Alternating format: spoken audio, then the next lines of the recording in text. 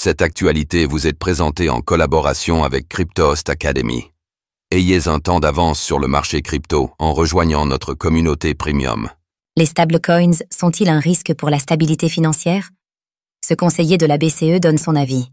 Alors que les stablecoins ont le vent en poupe, un conseiller de la Banque centrale européenne, BCE, a partagé son avis sur la question. Quelle est sa position vis-à-vis de cette innovation financière?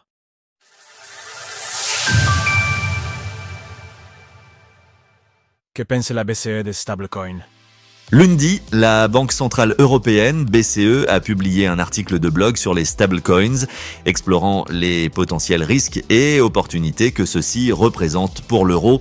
Il est intéressant de souligner que l'édit article a été rédigé par Jürgen Schaff, un conseiller de la BCE habitué aux sorties cuisantes à l'égard des technologies blockchain.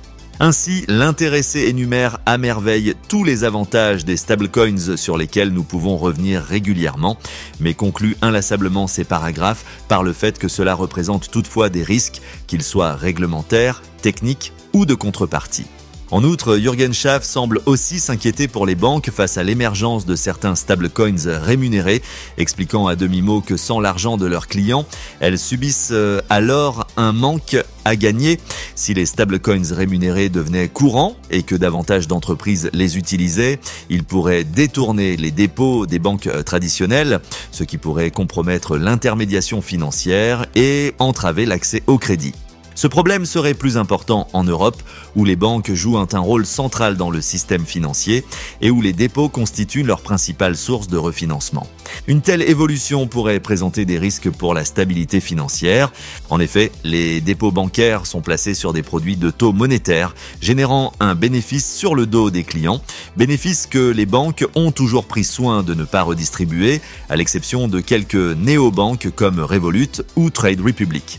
Malgré une énumération appliquée de risques plus ou moins concrets, Jürgen Schaff reconnaît cependant que l'incertitude actuelle offre également une opportunité unique à l'Europe. vantant une Cadre institutionnel stable et l'approche fondée sur des règles de l'Europe. Si l'eurosystème et l'Union européenne parviennent à s'appuyer sur cet avantage, grâce à une réglementation rigoureuse des investissements dans les infrastructures et l'innovation en matière de monnaie numérique, l'euro pourrait sortir renforcé de cette période de changement.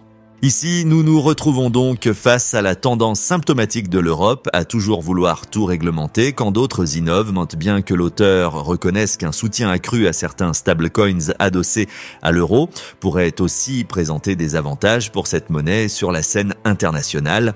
Sans surprise, Jürgen Schaff en profite aussi pour faire un clin d'œil à l'euro numérique dont personne ne veut, mais il avance ensuite qu'une utilisation accrue des registres distribués, dont les blockchains font partie, peut aussi renforcer le système financier actuel en le modernisant. Alors que nous ne sommes qu'aux prémices de grands changements, des conclusions pourront être tirées dans quelques années pour voir quelles sont les puissances mondiales qui auront su tirer au mieux parti des innovations qui se présentent aujourd'hui. Source BCE. Retrouvez toutes les actualités crypto sur le site cryptost.fr.